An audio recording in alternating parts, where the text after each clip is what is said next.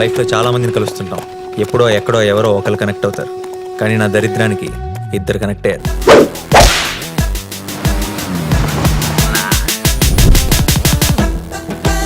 ఈ స్మైల్ చాలా బాగుంది. నిజం అనుకోవద్దు, అబద్ధమే. బానే ట్రై చేస్తున్నావు. I love you. జోక్ చేయకు. ఏంటి నన్ను ఫాలో అవుతున్నావా? నువ్వే స్కూటీ పాడైపోయిందని అబద్ధం చెప్పి నన్ను ఫాలో అవుతున్నావేమో అని నా